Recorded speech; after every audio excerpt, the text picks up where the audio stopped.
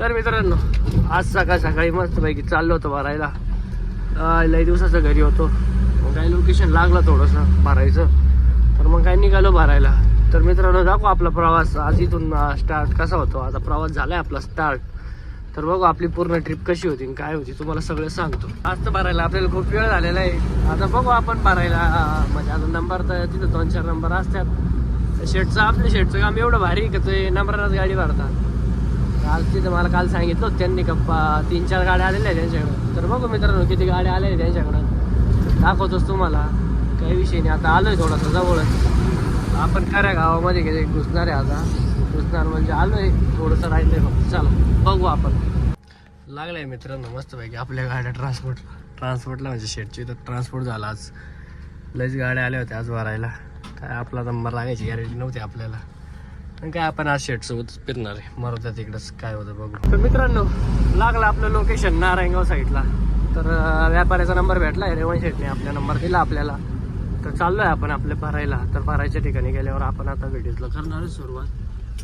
तर विषय अपेक्षा एवढीच आहे का गाडी आपली लवकर भरली पाहिजे, कारण आपली गाडी आज शक्यतो भोपाळ होणार आहे. भोपाळचा काय विषय नाही, आपण भोपाळ पण मस्त पैकी जाऊ ना. रस्ता संगमनेरचा थोडासा म्हणजे रस्त्याचं काम चालू असल्यामुळं सगळीच रस्ते खराब आहे, पण काय विषय नाही. आपण आता काय सकाळी काही नाही, माल तर तिकडे तोडायला चालू होऊन जाईल. तर फक्त आपल्याला कॅरेटमध्ये लोडिंग करायची राहते, तर मग होऊन जाईल लवकर. तर चला बघू 2 वाजेपर्यंत आपली गाडी आपण भरण्याचा पूर्णपणे प्रयत्न करू. तर चला मित्रांनो थांबलो डिझेल टाकायला मस्त पैकी. आता डिझेल वगैरे टाकू. लोकेशन तर लागलं आहे आपलं, पण काय पार्टीनं अजून कॉल उचललेलं नाही. तर मग बघू लोकेशन कुठं लागतं काय लागतं आपलं. संगमनेरच्या टोल नाक्याच्या पुढं मस्त पैकी आलोय मित्रांनो नारायणगावमध्ये काटा करायला. तर आपला काटा वगैरे करून आपलं लोकेशन पण आलं आहे. इथून आहे 20-1 किलोमीटरवरती. तर आपण आता जाणार आहे गाडी भरायला. तर बघू आपल्या शेतात काय पोझिशन काय नाही. तर त्यांचा फोन आलाच होता आपल्याला का म्हणे. आलो मित्रांनो मस्तपैकी लोकेशन होते. लोकेशन तर 1 नंबर आहे भरायला. मस्त गाडी वाडाच्या झाडाखाली लावली, कारण गाडीत अर्धा माल आहे. मग सावली पण पाहिजे, शेडने टाकलंय तसं, पण मग गाडी नाही का आपल्या हिशोबानं सावलीत लावून ठेवायची. काय इथून आपण गाडी नंतर घेता येईल पुढं. कशी दिसते आपली वेल्यू काही विषय नाही. शेटनं आपली सगळ्यात आधी गाडी भरली होती. काय चला शेट पण आले. रन झाली आपली गाडी.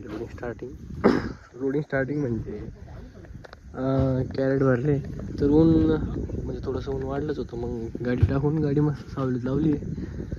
आता काय डाग टाकायची बाकी, तर काय विषय नाही. डाग पण 4 वाजेपर्यंत सगळी गाडी लोडिंगवर आपण निघू मस्त पैकी. चला झाले मित्रांनो डाग टाकायला सुरुवात. आणि आपले काय आता हे मामाने त्या वावरातून आणले दुसऱ्या, काय आपण निघू मस्त पैकी. लवकरच निघायचं आता. निघालोय मित्रांनो, तिथून आलो आपण गाडी भरून. मग म्हणजे त्या जागेवरून आलो. आता थोडासा खराब रस्ता लागला इथपर्यंत नारायणगावपर्यंत. नारायणगावपासून काय आपण 10 किलोमीटर बाहेर गेलो होतो. तर काही विषय नाही, काटा वगैरे करू आणि आपल्या प्रवासाला सुरुवात करू. आपल्या गाडीला पाणी पण मारायचं आहे. शेटचा कॉल आला होता पूर्ण पाणी मार म्हणे. तर पाणी मारण्यासाठी पण आपल्याला बघावं लागलं कुठंतरी.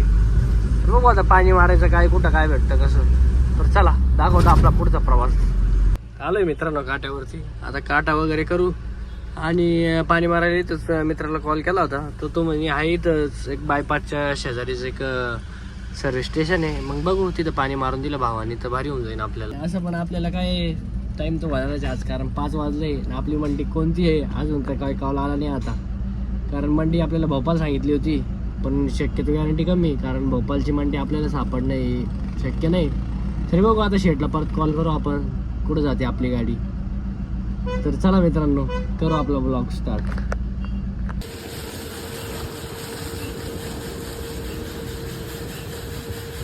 पाणी वगैरे मारलं मस्त पैकी. आणि आता आपण निघालोय वजनात. तर काय विषय नाही, गाडी तर 1 नंबर विषयच नाही. पाणी दिसत रबरामध्ये पाणी दिसणार तर नाही. आता भरपूर टाईम झालाय पाणी मारून आपण निघाल्यानंतर. तर काही नाही, चला करू आपल्या पुढच्या प्रवासात सुरुवात. गाडी 80 काढायची आपल्याला. ट्रॅफिकमध्ये जरासा विषय. तर मित्रांनो आपला ब्लॉग वेग आवडला, आपले कष्ट आवडले तर 100% आपल्याला सबस्क्राईब करा. धन्यवाद. अशा आले आता रस्त्याचे काम चालू आहे. गाडी काय ओव्हरटेक करता येत नाही ना, अशा लाईनीत गाड्या चालल्यावर. काय सांगा बरं काय ओव्हरटेक होणार आहे काय. आता इथूनच आपल्याला झाली गर्दी लागायचं. आलो मित्रांनो मस्त पैकी निफाड माझी यांनी पण म्हणून हा थोडासा खराब रस्ता आपण केलाय क्रॉस. आणि आता आपण उगाव मार्गी चांदवडला निघणार आहे. आणि चांदवडवरून काय मग काय आपल्याला एकदा नॅशनल हायवे लागला, मुंबई आग्रा हायवे, तर मग काय आपण रिपीटच देणार आहे गाडी. तर चला बघू. तर मित्रांनो आलोय मस्तपैकी रेल्वे गेटवरती. तर आता उगावच्या अलीकडं 3 किलोमीटर अलीकडं आहे रेल्वे गेट आहे. तिथं थांबलो. आता बघू रेल्वे कधी येते काय. आधीच टाईम झाला आहे, त्याच्यात अजून जास्त टाईम होणार आहे असं वाटतंय आता. तरी काही विषय नाही, चलो आपल्या स्पीडनं तर आपण चालणार आहे. आपल्याला जेवढं कवर होईल आपण तेवढं करणारच आहे. मित्रांनो चहा प्यायला, चहा वगैरे पिऊ आणि डिझेल.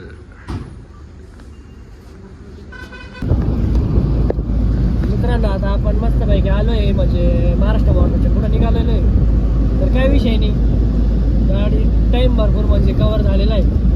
काय आता तसं ट्रॅफिक वगैरे बघू जरा नाही का, एमपी बॉर्डर वगैरे तिथं पण ट्रॅफिक किती असते काय ते बघू. आता काय आपण एकटे असल्यामुळं, आता बघा हे बघा आपण एकटे असल्यामुळं आपल्याला जरा बोर होऊ राहिला आज. तर भरपूर दिवसापासून आपण घरी बसलेलो होतो, त्याच्यामुळं आज जरा जास्तही झालं. काच पुसायची आपली गाडीची, काच पण नाही खराब झाली. तर काही नाही, पानाखेडमध्ये आलो आहे बघा.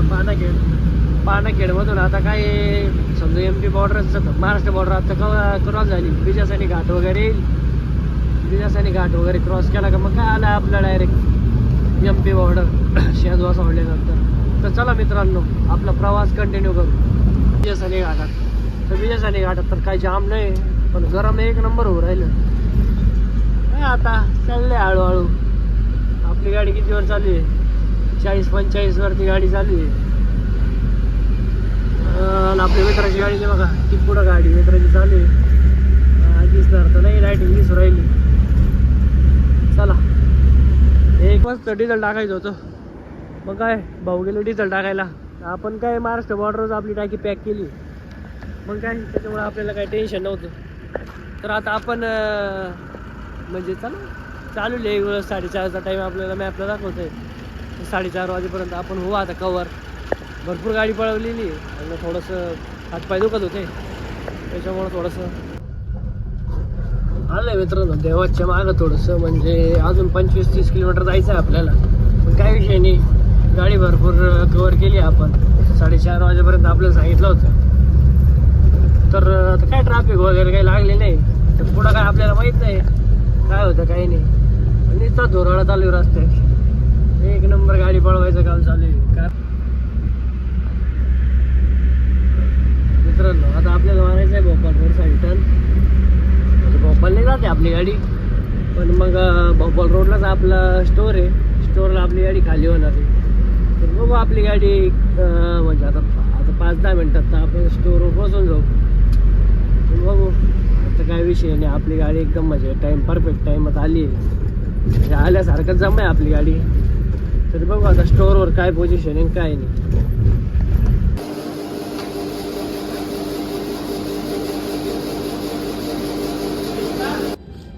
आलो होतो मित्रांनो डायरेक्ट मालपूरच्या ढाब्यावरती. आपण झोपलो होतो, आपला एक मित्र म्हणजे भेटला होता आपल्या या गाडीवाला. त्यासोबत एक जण होता, तो आपल्याला गाडी चालू लागला. म्हणजे थकलो काही विषय नव्हता, पण मग येत होती थोडीशी झोप येत होती. मग काय झोपून घेतलं थोडं, आणि त्याने डायरेक्ट काय मग हॉटेल आलोच उठवलं. आता काय मग निघालं आहे. आता निघू आपण आपला प्रवास रिटर्नचा दाखवतो तुम्हाला. कसं आहे मित्रांनो वाळवंट पावसाळ्यात एकदम हिरवगार होतं, पण आता काय ऊन पडायला लागलं. ऊन म्हणजे ऊन पण पडतात, थंडी पण आहे. एवढं काय म्हणजे हे नाही क्वालिटी विषय ह्या घाटात. मला तर कालघाटच्या घाटात विषयच नाही. नाच कोणा भारी वाटतं जरा. पण आता घाटात गाडी चालवायला कोणाला आवडतं भावांनो, नक्की कमेंटमध्ये मला सांगा. तुम्हाला केव्हा नाही लागायचं.